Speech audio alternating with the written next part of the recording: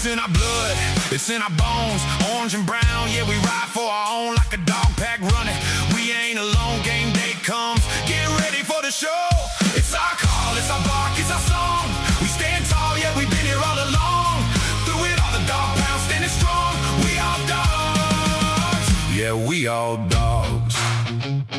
Welcome to the Dogs Podcast with your hosts, Blake Reniker, Justin Charles, Kenny Mack, and Josh All. We are dogs! Hey, what's up, everybody? Welcome back to another episode of the Dogs Podcast. Live tonight, Justin's here, and we got Kenny Mack. So what's going on, fellas? You already know. Bark it up. Dude, I'm still riding a high from meeting Bernie Kosar. I mean, that was such an unreal event.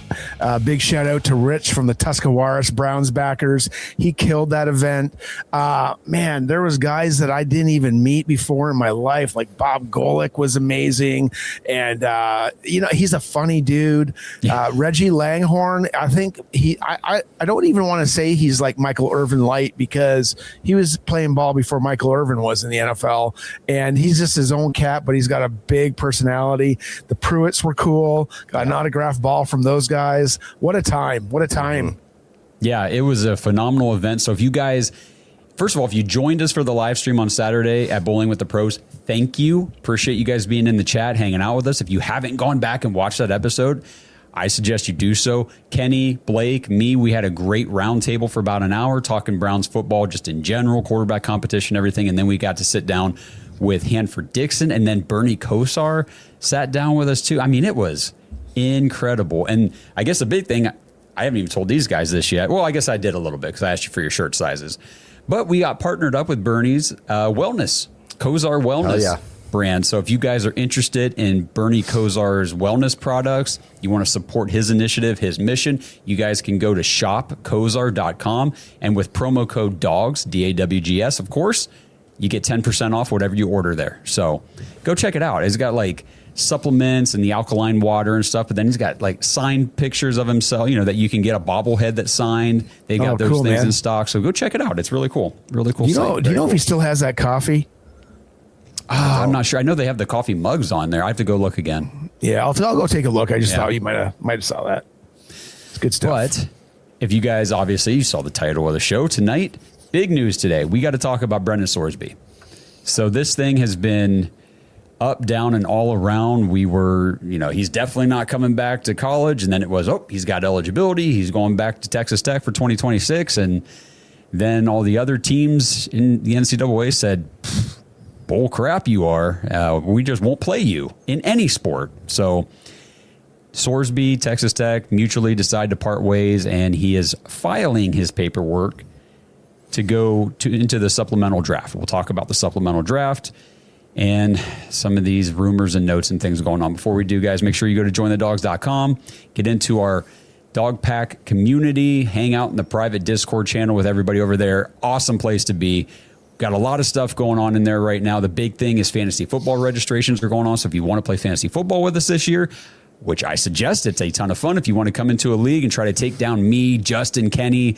Last year didn't go so well for the Dogs overall. I think Blake might have won one of his leagues. But the year before that, we were just stacking bodies in those leagues. So get into fantasy, guys. It's a ton of fun. And if you've been considering joining the Dog Pack, or you've thought about it but just weren't sure if you were ready, just do it. Just jump in there. It's $5 a month. Hang out and see if you like it. And if you don't, no harm, no foul.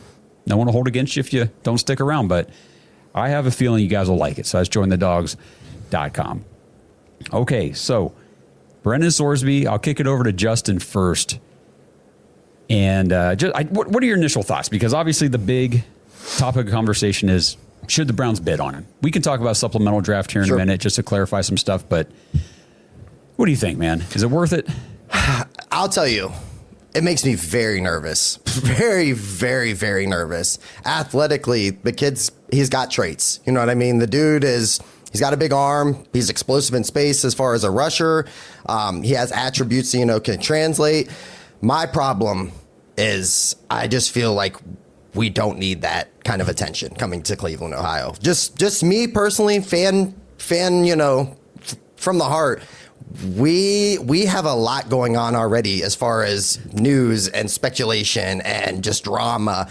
The last thing I really need is a guy that spent like almost $100,000 on betting on, and I know he bet on his own team and he wasn't playing, but just the whole thing is just bad news to me. I know people can make the argument, hey, you know, we've supported Watson, you know, and obviously those allegations were much worse than, you know, what this kid is, you know, being accused of. But it scares the crap out of me. I think back to last year with the Guardians, with Clase, and just thank you. The what ifs, you know, that's an organization that like they get it, they do well, and to have that kind of cloud over them, you know, and then you speculate, you know, that Yankee series, what happened there? We thought we were going to the World Series, and all of a sudden our all-star is throwing, you know, right down the middle strikes, and they're leaving the park. The whole thing just makes me very, very nervous. And then at the same time, I'm like, we already were in this situation before. We did this last year. Who's taking these reps? We're already talking about it right now. Who's taking the reps? Do we really need to add another guy where then we're even more unsure of what we have at quarterback? Can we at least, it would make sense to me if they even like the Green, they were like, hey, we're going to make him a wide receiver or, you know, whatever. That makes sense to me. Okay, move Gabriel or do whatever you have to do. But just, we don't need 4 or 5 quarterbacks. And for people that say, you know, that his stats were nice the last few years, you know, like his last year, I'm like, yeah, okay, go look at Shador's numbers in the same conference. And it's outrageous how big of a difference. Do you have the numbers, his career-wise, and just that last season? I mean, even the game where they went heads up, I thought he diced him up, bro. So I got the numbers. Okay, cool. I want to say it was something crazy like 14,000 yards career-wise to 7,000. And then touchdowns and stuff like that. I don't have the career, but I do have just their final collegiate season. So the last year that Shador played at Colorado in 2024, and Brendan Sorsby last year at Cincinnati in 2025. Shador Sanders completed more passes than Brendan Sorsby attempted. Correct, okay, first of all. So as far as experience goes and the amount of reps actually in the game, Shador Sanders was 353 out of 477, damn near threw the ball 500 times for a 74% completion rate. So you're talking about a kid that had no offensive line, no run game, completed 74% of his passes compared to Sorsby's 61.6. That's not very far out of the 50s at 61. You know, anything around that in the 50 range, low 60s is a little bit concerning coming from college and NFL. We've seen that. Their final seasons, 4,134 yards for Shador, 2,800 for Sorsby. 37 touchdowns to 10 picks for Shador, 27 touchdowns to 5 picks for Brendan Sorsby. Sorsby has him in the rushing. He had 580 rushing yards, 9 touchdowns. Shador got sacked a lot. It's not a secret. Negative 50 total yards his final season. He had 4 rushing touchdowns. But as far as the passing goes, not even close. Right. So I guess that's where, I'll let you take it, but I guess that's just where I'm confused. Where's the debate at? Especially when we're talking about giving up draft equity in a draft where everybody is saying there's talent everywhere. Yeah. So if we're really going to do this, we're talking about giving up a second. I hope we don't give up one of our first, you know, for a project quarterback that has tons of clouds and crap around him as far as this gambling thing goes. It's just I am out. I am out on it.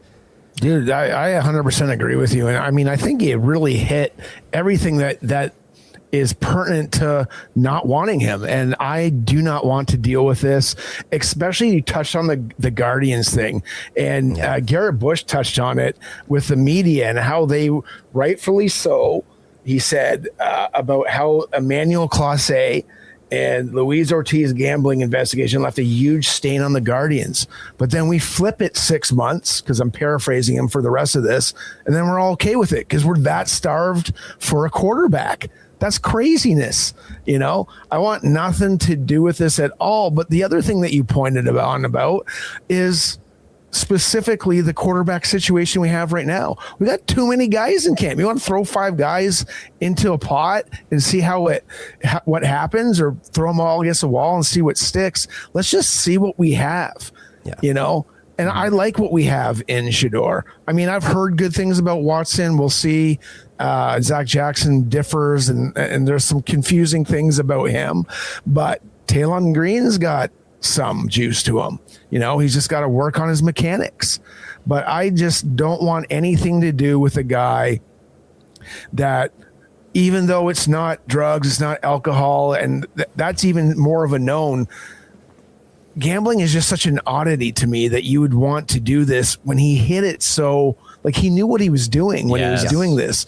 He hit it on his brother-in-law's phone. Is that correct? Yeah, his family members. He would place bets on his brother-in-law's account. He had friends that he would go into their accounts and use their accounts to place bets. Like, everybody knows you can't do this. He knew you can't do, like, you cannot do this. It is you can't do it. You know? No, absolutely. You get your ass kicked out of school if you do this. You cannot play sports, and he found ways to do it.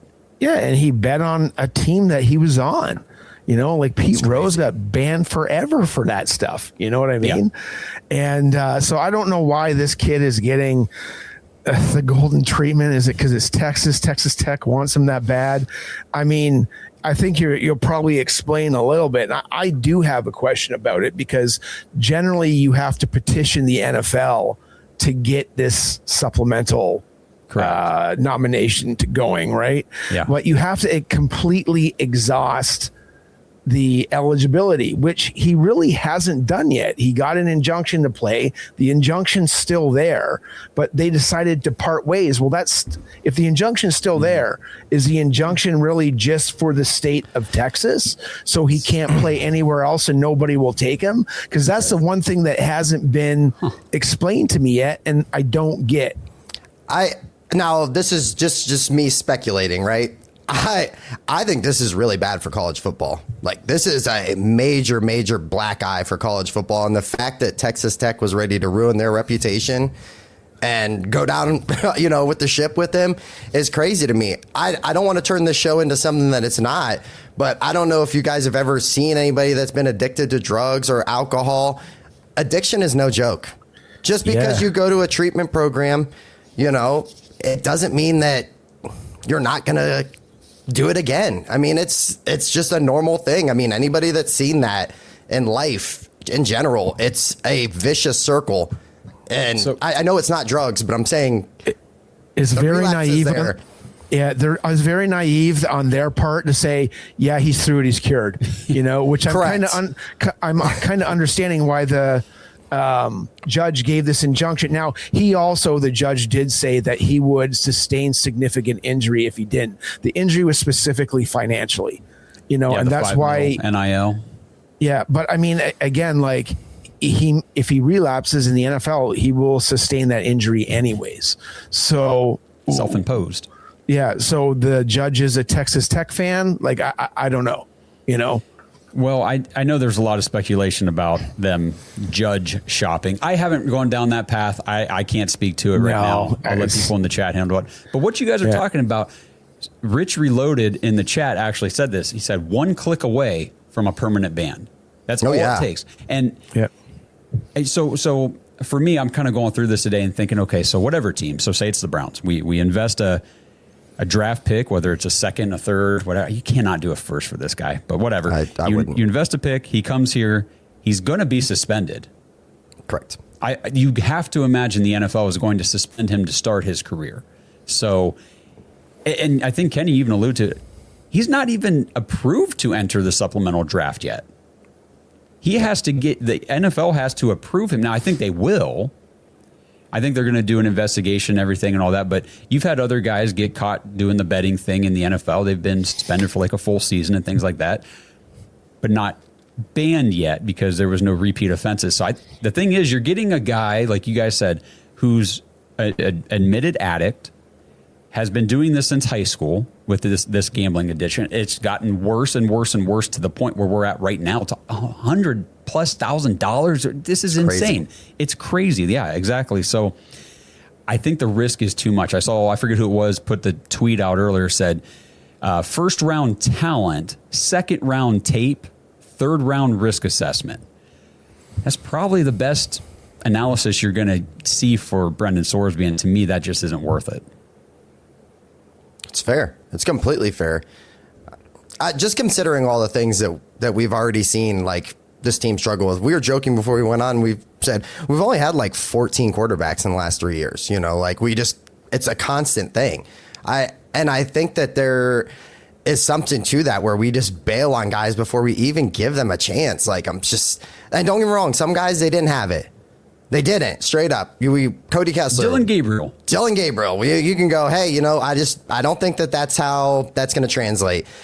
But to just throw more at it, like Kenny said, I don't understand it. It muddies it up and figure out if you even like a guy here. You know what I mean? Like, and it'll say a lot too if he does a pro day and everything, it'll say a lot if they're there. There's interest, if they go and see him work out and everything like that. I think that's where it gets interesting, but other teams are going to be in the mix too. We got to kind of hope that the Jets decide to burn one of their first round picks or something. Right, they got 3. They're 3, yeah. So I mean, I have seen people talk about the Browns drafted Joe Royer, the tight end out of Cincinnati. Obviously, when they were doing their research on him and watching tape and scouting, they were also scouting Brendan Sorsby because he was the quarterback throwing to Joe Royer. So there is familiarity there.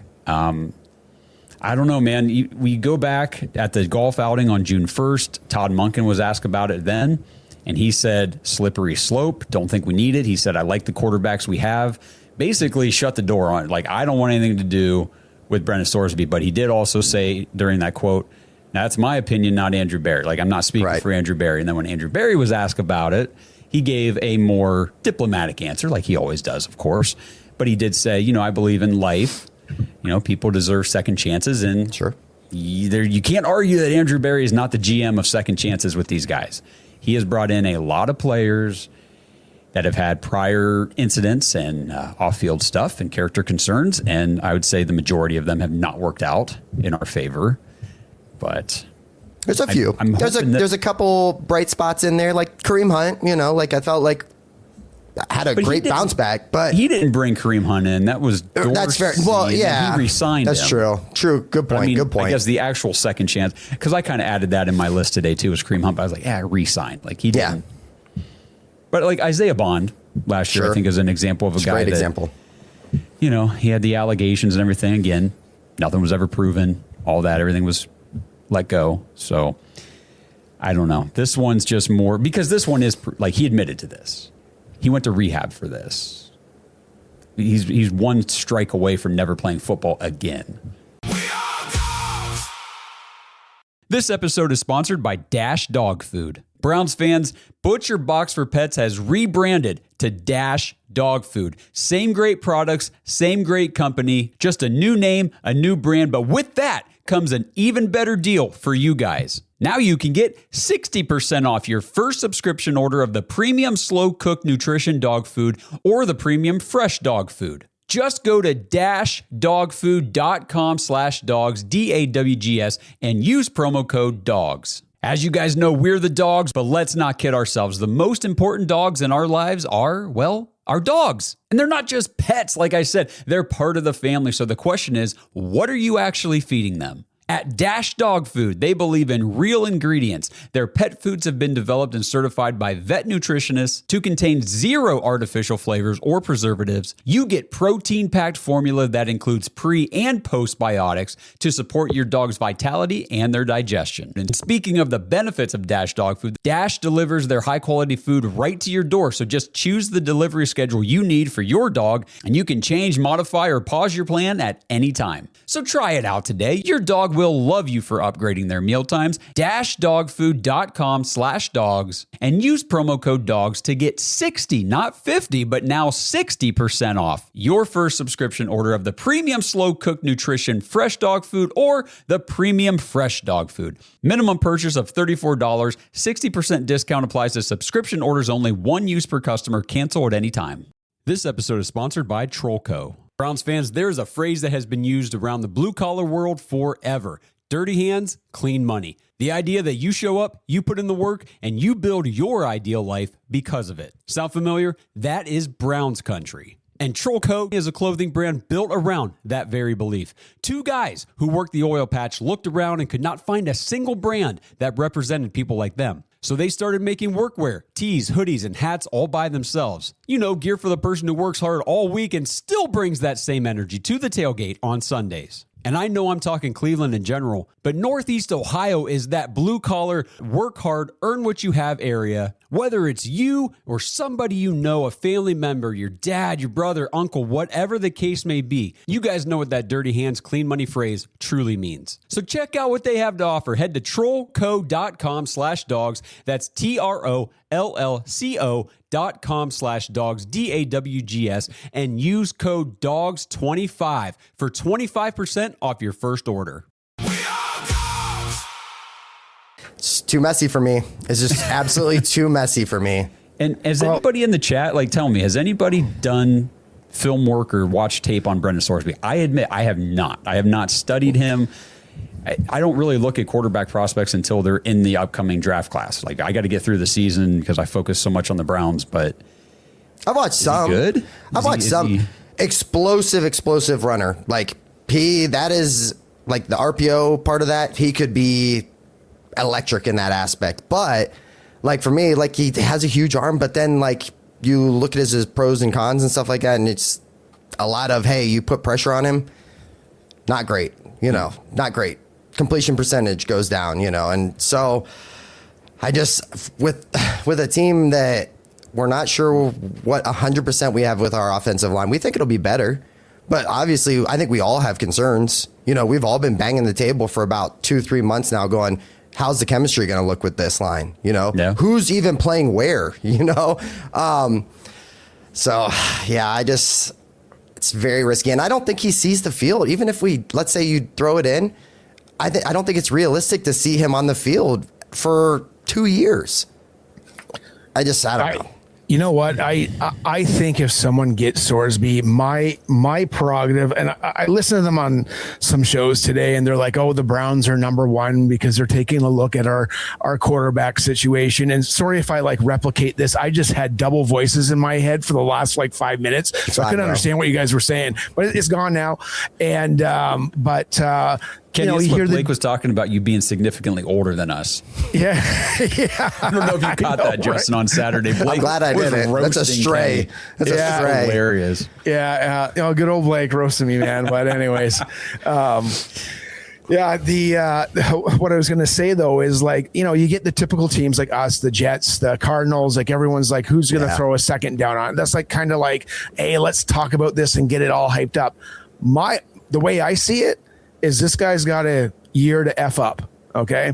If someone's going to take him, it's got to be Dallas, who's going to mold him so they can see him go through the whole year and maybe waste a fifth on it. Right.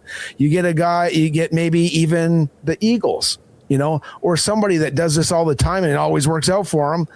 Our neighbors down to the south there, the Ravens, or I guess the more like to the southeast. But somebody like that may take a flyer on him.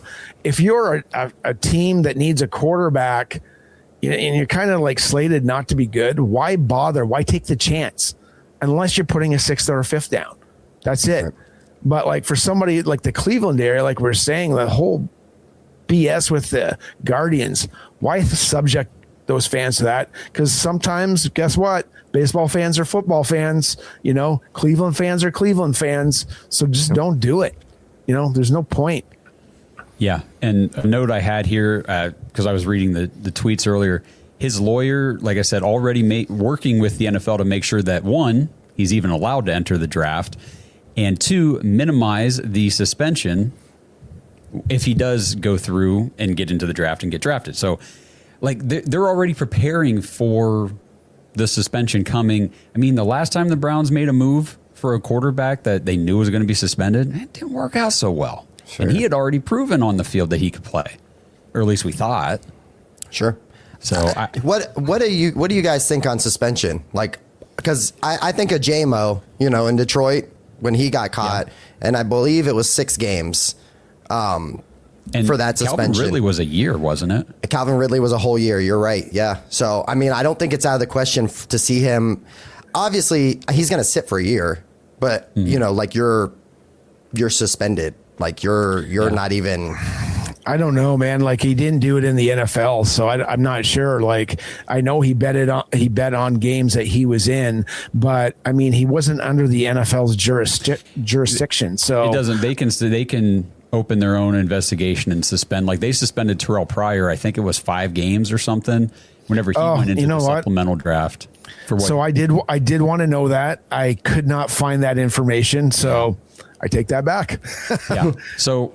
And I was looking it up. I know we had mentioned earlier, he does technically still have this eligibility or whatever from the injunction, but you don't necessarily have to have lost your eligibility to enter the supplemental draft. There have been other cases where guys still had a year of eligibility, but due to whatever circumstances, they applied for the supplemental draft and were accepted. So this would fall under that category. Gotcha. Okay. I guess we can just run through real quick what the supplemental draft even is. I know I've done this before on the show, so if anybody hasn't heard before, we'll just go through it real quick. So like we're saying, if somebody loses eligibility or there's a special case, the NFL draft is already passed, and then a situation comes up, then the NFL has this supplemental draft that a guy can apply for.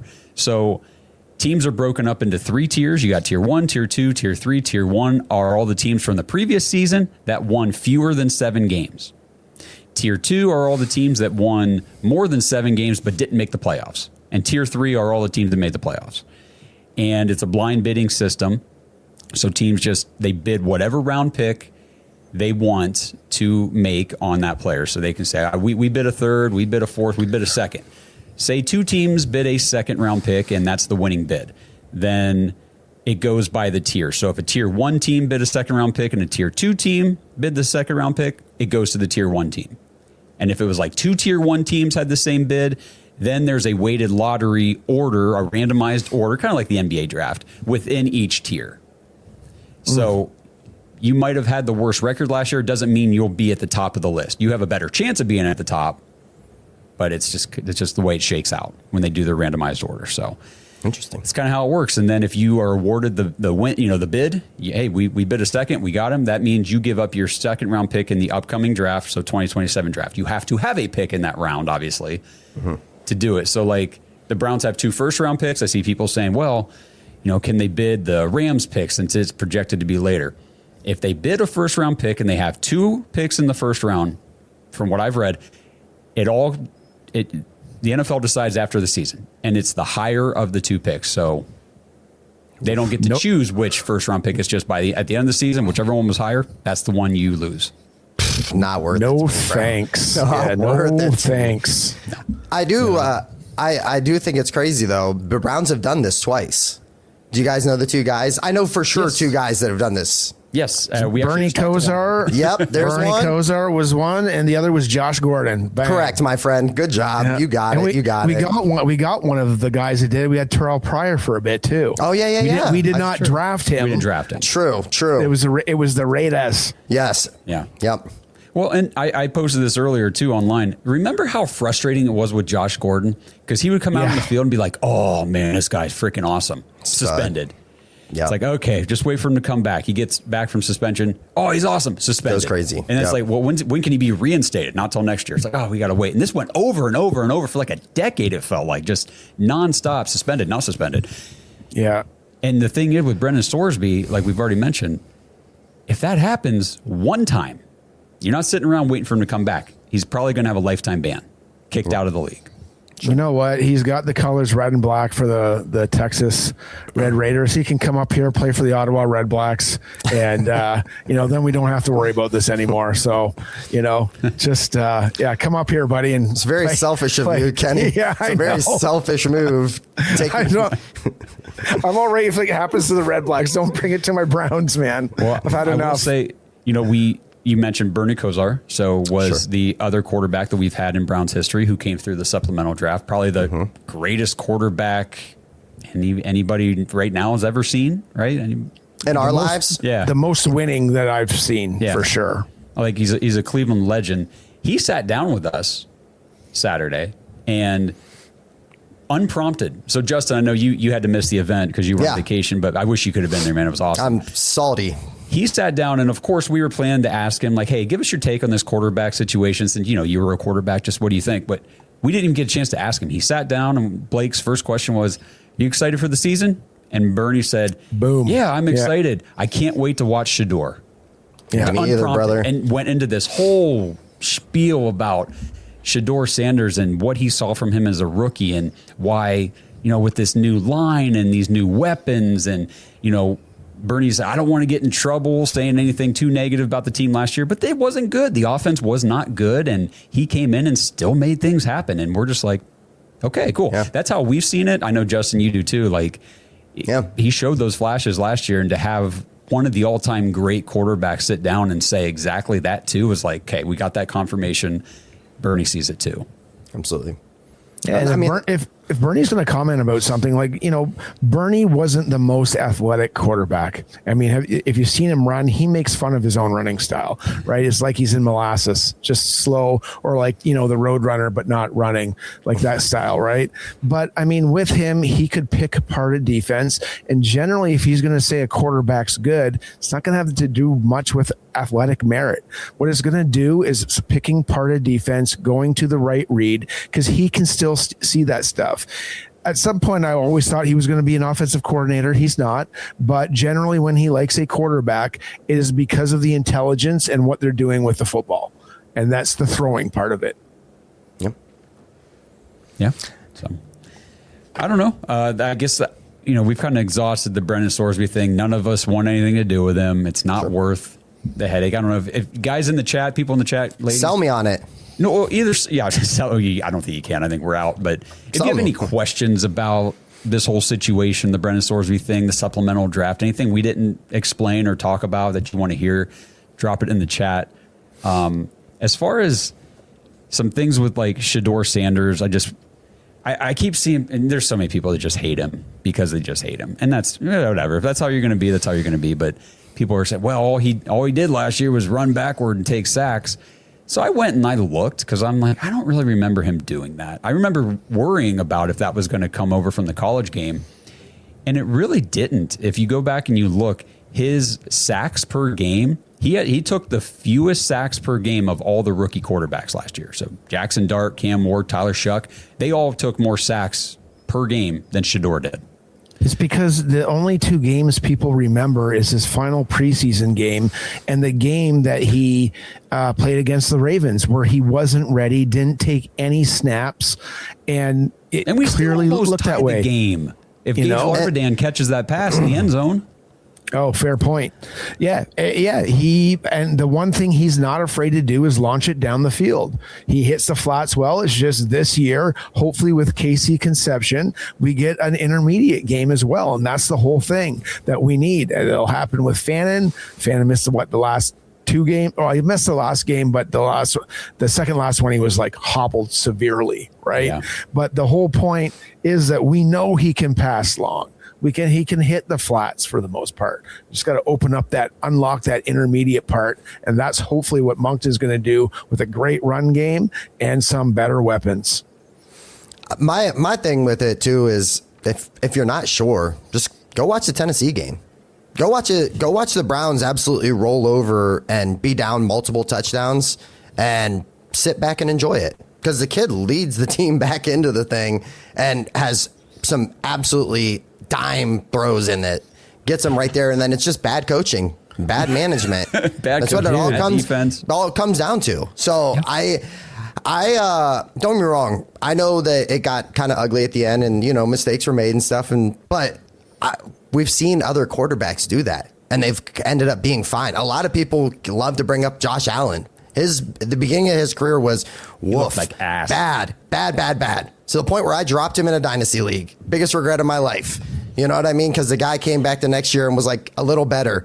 And by a little better, it was just not much. 2 years, and then he was the dude. Thank you for bringing that up, because I think a lot of people, we have such short memories as football fans. I'm guilty of it too, just as a general NFL fan. Sometimes I need reminders of those things. But Josh Allen sucked his first 2 seasons. I mean, just call it what it is. He was terrible. His completion percentage you remember was like Peyton Manning? Something. Sure. Peyton Manning threw 19 interceptions. He was awful. You know, his what's his name? Brett Favre in his first year or first couple of years, he was like 30 interceptions or 29 or 25. Like he was the interception king. He just could match touchdown for touchdown.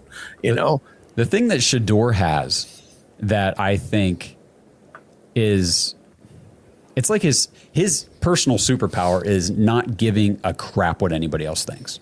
Thank God. Even keel, man. He's Thank even God. keel. You know, whenever it was like draft prep before last year and everything, and I was researching and learning about Shador, especially after we drafted him too. I was like, okay, is this guy kind of full of crap, or does he really believe all this, you know, the stuff that he says? He believes it, man. Like he doesn't care what anybody else says, thinks, anything about him. He believes in himself, and that's all he's focused on. Because when they ask him about the quarterback competition, he's like, I don't even look at it like competition. I'm just trying to be better than I was yesterday, every day. He's only focused on himself. He's not focused on anybody else, competing with anybody. It's how do I get better tomorrow? And that's how you become, you know, a great athlete, a great player. I must have learned that from Tom Brady, because Tom Brady is the same way, man. That guy was always competing against himself, in my opinion. You know, he was always looking for the better throw. The coach didn't really need to tell him, even though Belichick would probably chew him out, because that's what Belichick did. You know, he always was competing, but it was against himself and making every facet of the game, whether it was one little slight turn of the hip, whether it was just tucking the ball in just a little bit closer to get it out 0.2 of faster on his throwing it. And yeah, I mean, that guy was, and he got coached up by Tom Brady, Shador. So, I mean, this is probably where he learned it from. Does it mean it'll transpire into that level? Probably not. But I mean, it's always good to be around the greats to be better, you know? And I think that's what that kid exudes.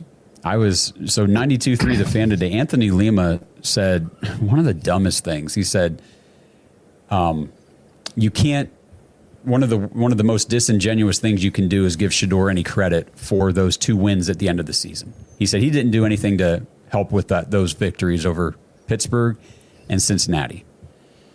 I'm like, okay, so when's win-loss record a quarterback stat, and when isn't it? Right. Because I guarantee they're going to say they're going to chalk up the losses, including that Tennessee game, which if you're going to pick and choose how we want to look at games, that should have been a win. Yeah. Or the Minnesota one where the defense just shit the bed. I mean, there was a lot of those. I felt like we were in a lot of games last year until we weren't. And with abysmal performances on the offensive side of the ball with no skill players. I know we're a ways out, but the more that it gets up, I'm blocking out all the quarterback crap for the most part. I'm excited about everything that's coming out about the wide receivers and just how well things have gone. Denzel Boston is just putting up highlights all over the place. People are talking well about Casey Concepcion as far as what he's doing. Judkins looks great. I don't know how you don't get at least a little bit excited, where last year we were willing to sit down every Sunday and watch a garbage product, and we've improved on garbage product, and it looks like it's going to be super exciting. And we're complaining about quarterbacks. I think that we just need to really just take a second to appreciate how, if it does go right, it could be excellent. It all depends on quarterback play, though. Hey, man, the best thing is there is a bit of a competition, but the main thing is we got young talent at receiver. And as they went through OTAs, through the mini camp, you could see them gain confidence and make awesome catches. That's what you want to see. They should be developing. Looks like they're taking the coaching very well. And that's the whole point of that staff that we have. And we got football players, man. They just want to win. You got Concepcion going up for passes. Boston's been catching it all over the park. I mean, I heard Dylan Sampson looks good. I heard Amani Marshall looks good. You know, how you can tell that really in shorts, I mean, again, we'll see. But again, just having those guys, especially the second year guys, taking that next step up like Bond, that's super important.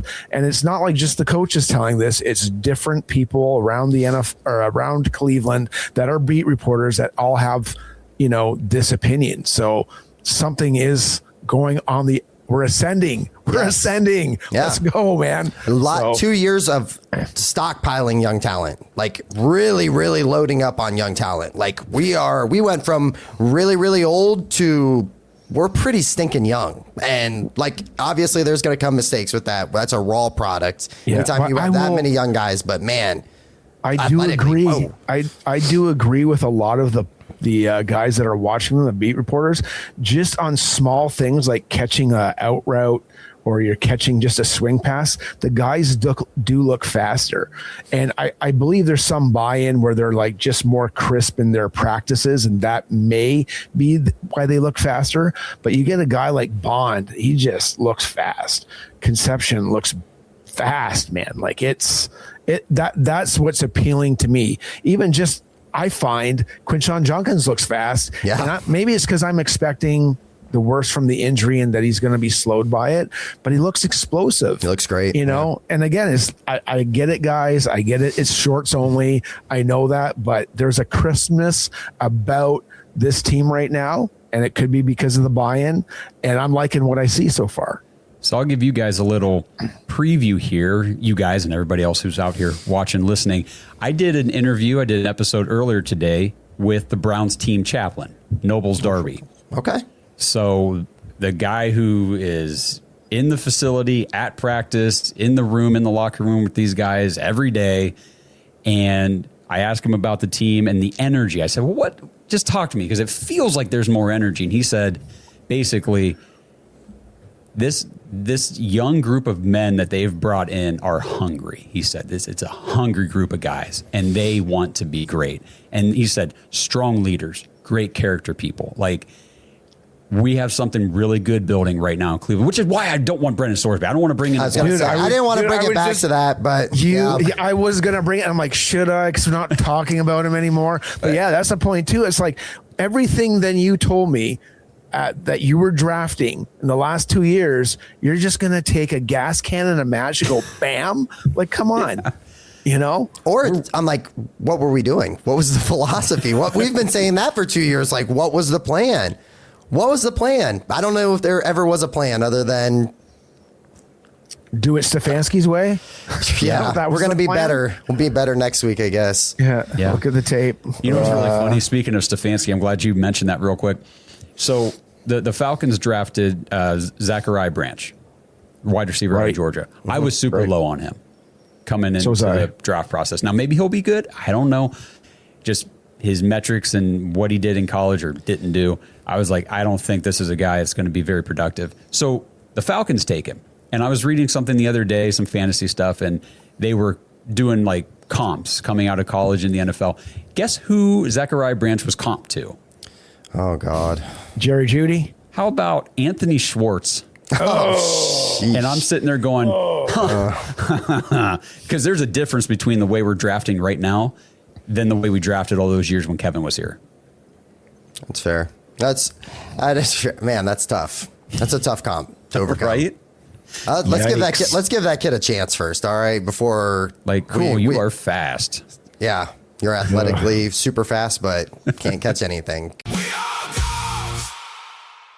This episode is sponsored by Kozar Wellness. That's right, Browns fans. Browns QB1 Bernie Kosar wants you guys to shop Kozar. Go to shopkozar.com right now and use code DAWGS, DAWGS, to get 10% off your order. If you're not familiar with Bernie Kosar's wellness product line, go check it out, shopkozar.com. Again, performance-focused wellness that's inspired by NFL legend Bernie Kosar, and it's built for discipline, energy, focus, and recovery. Wellness supplements, inhalers, alkaline water, and then go check the website right now because they've got a limited drop of autographed signed Bernie Kosar bobbleheads and limited autographed Bernie Kosar prints that you guys can buy. They've got Kosar wellness mugs. Just go check out the website and support Bernie Kosar and his mission to help others feel better, think clearer, and live longer with real restorative nutrition rooted in resilience. And who doesn't love Bernie freaking Kosar, guys? Go to shopkozar.com, check out everything he has going on at the website, and make sure you guys use promo code DAWGS, DAWGS, when you check out to get 10% off your entire order. I thought Branch was more, I viewed him as more of like a special teams kind of guy. Like, you know what I mean? Yeah, I saw I that think he'll being be his role for a gadgety. couple of years. Yeah, yep. Hey, we thought that about Schwartz too, right? That's probably all he Gadgety, was cut out to be. kick returns. Not to go back down a dark road of the past for the Browns, but I guess getting back to real quick, another thing that Nobles told me today, I said, talk to me about Todd Monken. Like I said, because in the media, whenever he's talking, whenever you see clips of him at practice, he seems like he's a very no nonsense, no BS, down to earth type of coach, and he'll chew you out when you need it, and he'll praise you when you deserve it. And he said, I think he is the perfect coach for this young group of players, which is kind of what we said too on the podcast here. So that was cool to hear confirmed from a guy who's actually in the building. Dude, he's a funny guy. Like, I got a chance to meet him just quickly at the groundbreaking ceremony. That's right, yeah. And I'm like, hey man, my name's Kenny Mack. I came all the way from Canada. He goes, Canada? He goes, holy crap, I can tell my wife I met somebody from another country. Canada. I'm going to tell her that today. And I'm like, man, he kind of had me chuckling, you know what I mean? And he's just a funny guy. And he's got a direct response kind of for everything. And I think someone just mentioned it in the chat just now. He's just like a nicer version of Bill Parcells, He's just always got this quick, sharp wit. It's just Parcells was more like a dictator, and he wasn't as quite as nice as I guess Moncton, but there is some similarities, and it's either with that raspy voice and that kind of thing too. So, but yeah, cool dude. I do think there's a pretty cool, like you kind of brought it up, Josh, but you're talking about a young, hungry team. How about the coach that waited 30 years to be a head coach? You don't think he's hungry? You don't think he has a point to prove? You don't think that, he thinks great about point. 2019? And then we finally are coming full circle here.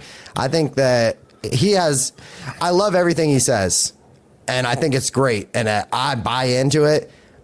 There's got to be results with it too. We can't be gung-ho. This coach is amazing, and we haven't seen anything yet. It is very early on. That's not being pessimistic. I'm just, wins and losses talk, and if they give this guy a chance, I think he can get it together. But I agree. And I think one thing, I believe I said this maybe last week a little bit, but I think we all need to have some patience when the season starts. Because when I was looking at the roster, Zach Jackson put this in his article, I went and made sure I had the numbers right. On the 90-man roster right now, there's only 5 guys who are 30 years old or older. Yeah. And by the time the season rolls around and we have an active roster, the 53-man, over half of that roster will probably be players that have 2 or fewer years experience. So going into the season, we need to just expect there's going to be some mistakes. There's going to be some procedural things. Yep. There's going to be some offsides, some illegal formations, illegal motions, guys looking a little confused. My big thing for that is, how long does it take to fix it and correct it? Yes. Does it keep happening? Yeah. I'm completely okay with, if we go off sides or we don't have it figured out. But if I see it week to week, 5 or 6 times a game, then I'm getting frustrated. Then I'm wondering, why aren't we getting through? What's happening here? We just keep doing the same. We start off 1st and 15 or 1st and 20 every freaking drive. What are we doing every week? If we're getting better, shouldn't we make it 2nd and 9 every once in a while? Or nope, we'll just make it 1st and 20 every time. Yep, sounds great. Sounds good. Well, Let's hey do that. man, The Stefanski you know what? way. He's holding them accountable. Like, he stops practices and he gets the guys to tell them what they did wrong, and then they can go sit by themselves and not practice. And that's a big thing. I mean, you hear out of training camp that they're teaching more, and they're going to have to, because it's a whole new coaching staff. But there is something to be said about teaching just kind of the basics and the fundamentals you need, especially when you were saying, like, you're such a young team, you can get kind of sloppy. It's like having a personal trainer. They got to tell you what to do sometimes, right? And then you just adjust your form and you're lifting better. Same thing by catching the ball and that kind of thing, right? Clearly, Casey Conception has learned something, because there's no balls being thrown, or not too many are hitting the dirt around him. Now, that being said, he's got maybe better throws towards his way versus his previous quarterback. But still, you're seeing guys that are crisp. The ball's going to them where they are. And I know, again, it's just shorts, but I think it's better than last year, man. I think that's a good point. It's because, Justin, we always go up to like training camp and stuff. We say this all the time. We would go to training camp under the Kevin teams and be like, what are they even doing out here? It's just they kind of like going through the motions. Yeah, flat, no energy, soft, like. And week one, we come out flat and soft and no energy. It's crazy. What a freaking translation! Right into the season, play like you practice, right? 100%. And even like we've asked the older guys, the older players, like, hey, what's up? We asked them multiple times last year, like, what's going on? Or the last couple of years, like, what's going on? What, don't we want to be participating in training camp? Don't we want to be there and like it not be so lax? And he's just like, it's not like it used to be. It's just. It's not like it used to be. No, like, man. We hit every day. There was no, we're going to take a few days off, like it was gritty and character was born out of it, like baptism by fire type deal. And I don't think we've had that. Like generally Josh and I get together and we do one episode about the OTAs and we have to explain OTAs and like there was no such thing as organized team activities with these guys. They had 2-a-days. Yep. They had 2-a-days and they beat the crap out of each other. They got ready for the season. That's what they did, right? And then when I'm describing these things, I'm like, man, this is so soft. You know what I mean? But obviously they're saving a lot of injuries and concussions, and that's the main reason why that's happening. But and like the main thing is getting their timing down with the quarterback, specifically the receivers, and the defensive backs get their timing down and get their togetherness, and that's why it's happening. Saving their bodies, but it is a lot softer, and I think they could kind of ramp it up a bit. For sure, right? Toolman 2024 in the chat. If everyone wakes up at the end of the season, a surprise playoff run is very possible. I think the best thing we can do as Browns fans this year is not talk about playoffs. We can have some hope, like, hey, maybe things will go our way, but don't expect it. Don't expect it. If that sort of thing happens toward the end of the season, let it be a pleasant surprise. I want to focus this year on how is this young group of players coming together, this new core that we've built and that we are building, and how are they developing from one week to the next? Are they improving? Are they getting better? I think that this year is going to have a lot of fun moments. Whether the record 100%. goes our favor or not at the end, I think we're going to look back on this season and say it was at least fun. It was watchable. There were games and moments that we remember like, wow, that was so awesome to see. Whatever it is, offense, defense, special teams could be better this year. Hopefully. Can't get a whole lot worse. Right. So, I mean, that's even where I'm at. Yeah, even when Moncton was here, like that 6-10 Freddie Kitchens team, there were some fun times of that. Yeah, like bro. I mean, you had Nick Chubb go off against the Ravens. Yep. We had a 1,000-yard receivers, is what I'm trying to say. Was that the Dallas game when we went down there? With no, OBJ? that was with that was Jarvis and OBJ. Yeah, but it was with Freddie Kitchens though. No, So that was next year. No, yeah, it was That was next 2020? year. Yeah. Okay. But we had some, we had some good games and some games that, were where we made some mistakes. But like with Moncton as the offensive coordinator, anywhere he's been, he's put points up. He's put points up. It doesn't matter. So he'll figure it out.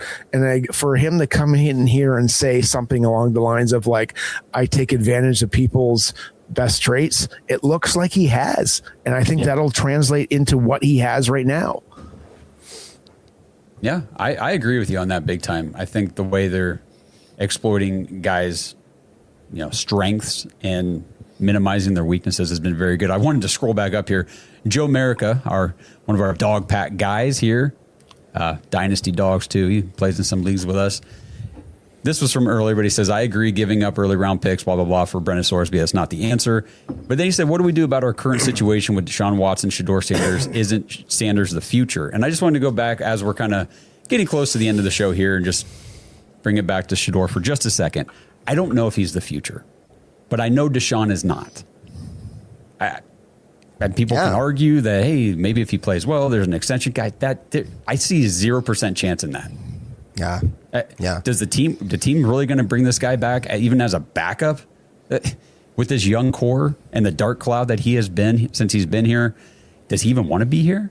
Would he even sign an extension? I don't know. I doubt I mean, I don't know. Depending on the show that you listen to, I hear that he looks okay in camp. I hear that he wants to be here. He would sign another deal. I'm like, Of why? course he would. Why would you? You've been the most hated person in Cleveland for the last 5 years.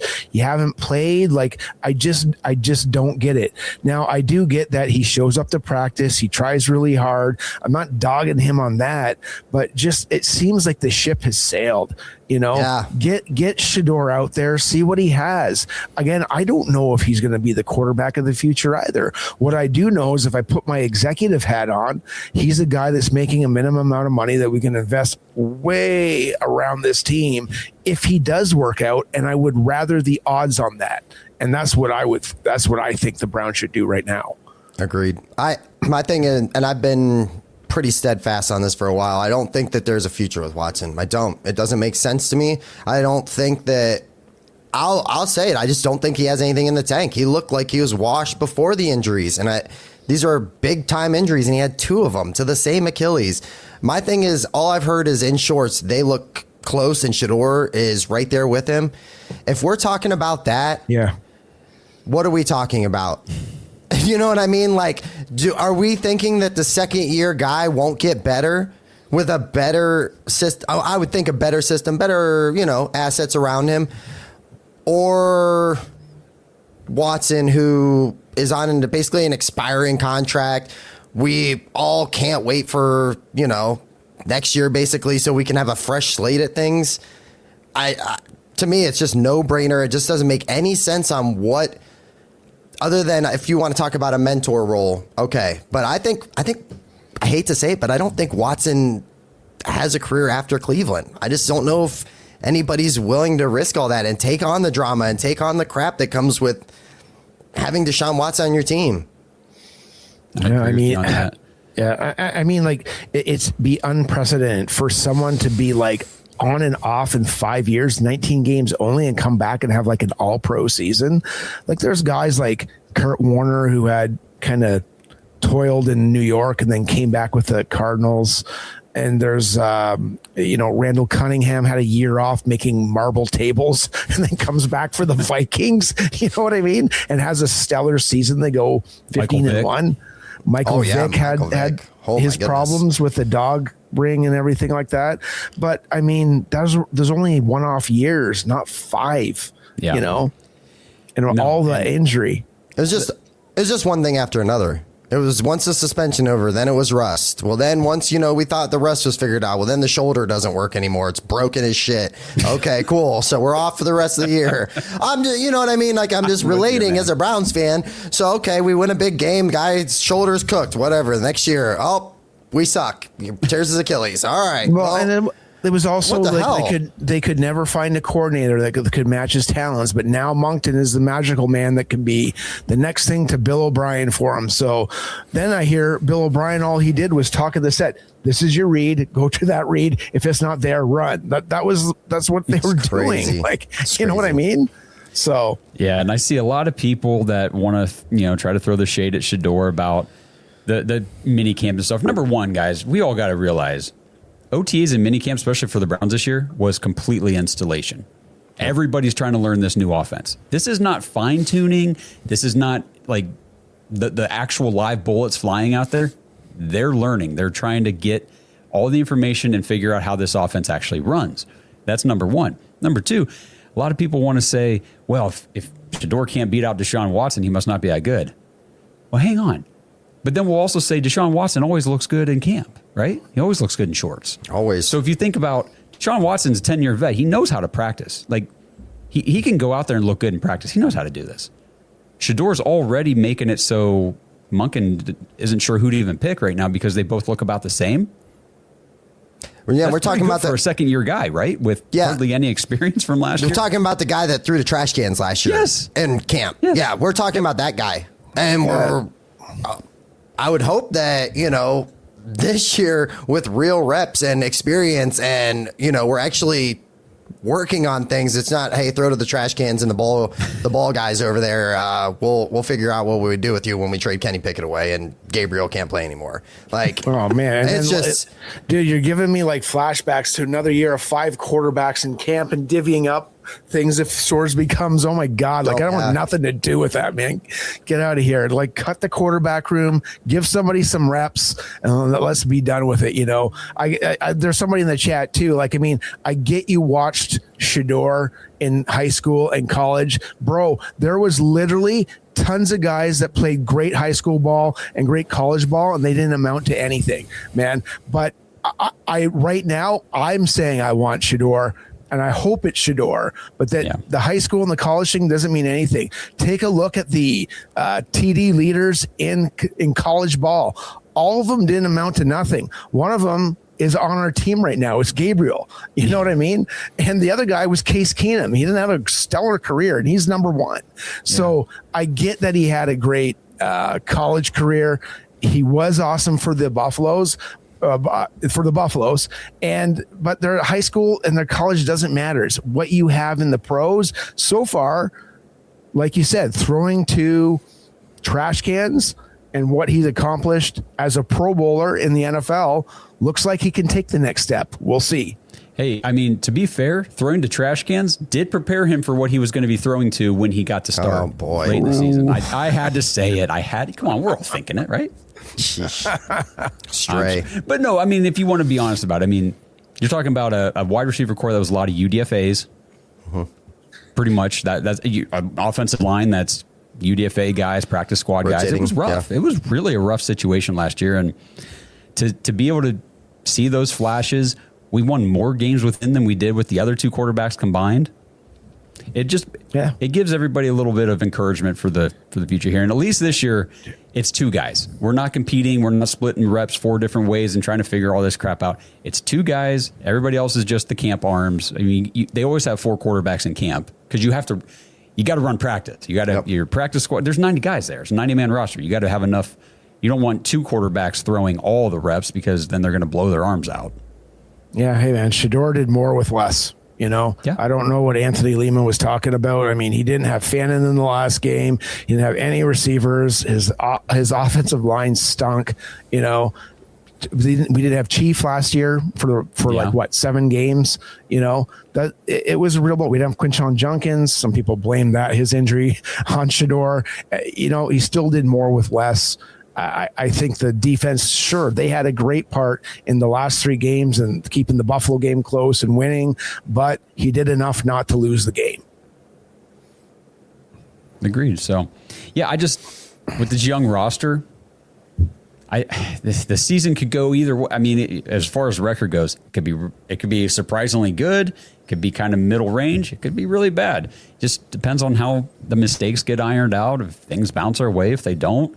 Injuries to our team, injuries to our opponents. It's about how this line gels. You know, not too many people like just blow up all 5. You know what I mean? Because I don't think Tevin Jenkins is starting. I don't think so.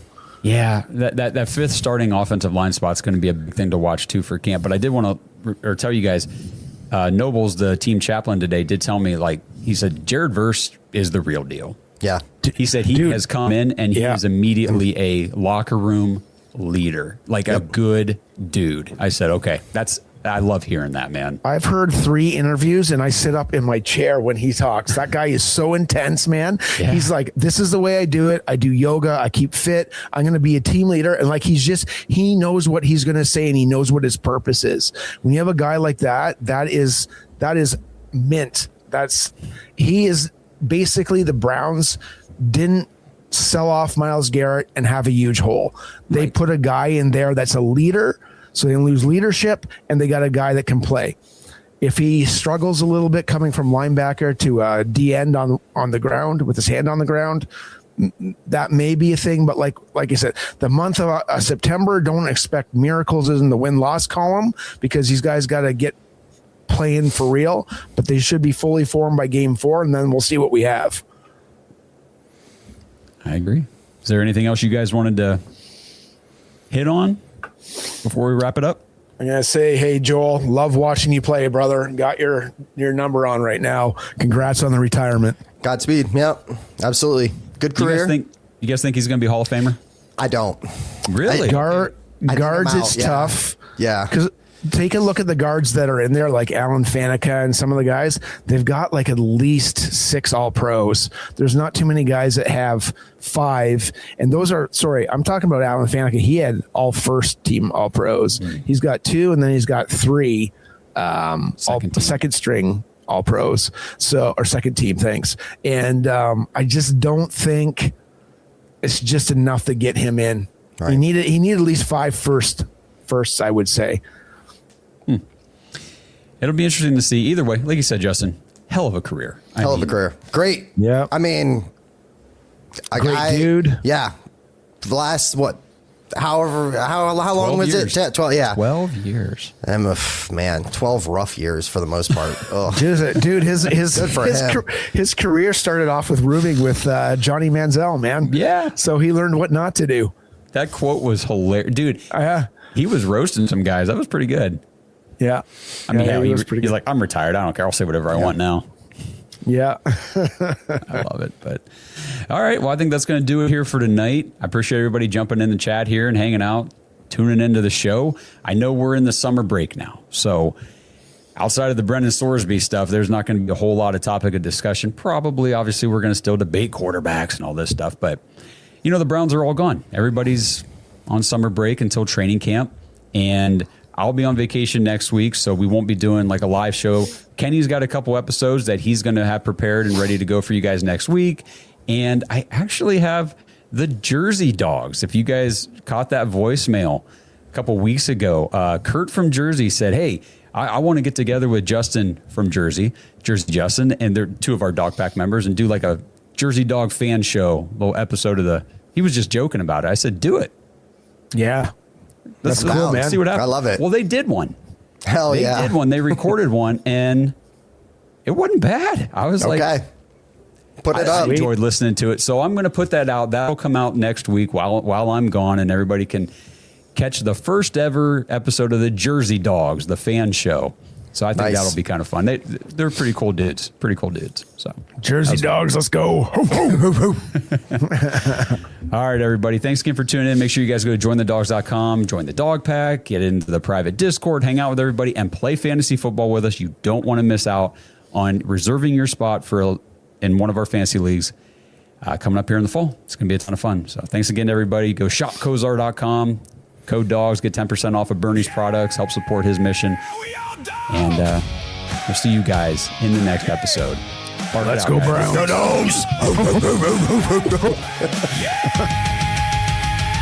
It's in our blood, it's in our bones, orange and brown, yeah, we ride for our own like a dog pack running. We ain't alone, game day comes, get ready for the show. It's our call, it's our bark, it's our song. We stand tall, yeah, we've been here all along. Through it all, the dog pound standing strong. We all dogs, yeah, we all dogs. Thanks for listening to another episode of the Dogs Podcast. Follow us on social media at the Dogs Podcast. And join our Dog Pack community at jointhedogs.com. We are dogs! This episode is sponsored by ISSA. Browns fans, if you're into health and fitness, have you ever wondered how you could maybe turn those hobbies and your passion into an actual career? If that sounds interesting to you, then ISSA has the opportunity you've been looking for. ISSA is the International Sports Science Association, and they can help you become a certified personal trainer in as little as 3 months. And right now you can get $100 off your certification when you sign up through our link, joinissa.com/dogs. DAWGS. Now, certifications are 100% online, self-study, and self-paced. You can study anywhere from your phone, tablet, or computer, and the final exam is open note, open book, aka piece of cake. Except you fitness nuts probably don't eat a ton of cake, so let's just call it a piece of delicious protein bar. And ISSA has the #1 job guarantee in the industry. If you get certified and sign up to be a certified trainer with ISSA, you have a job guarantee or your money back. ISSA has over 10,000 gym partners that have over 73,000 open jobs for trainers right now. And you don't need a 4-year degree or a 2-year degree. You just need your certification to qualify for these jobs. So what are you waiting for? With certification this simple, there's no excuse not to pursue your passion and become a certified personal trainer today. Get $100 off your certification at joinissa.com/dogs. You've wanted to make a change long enough. Now it's time to do something about it. That's joinissa.com/dogs for $100 off your personal trainer certification.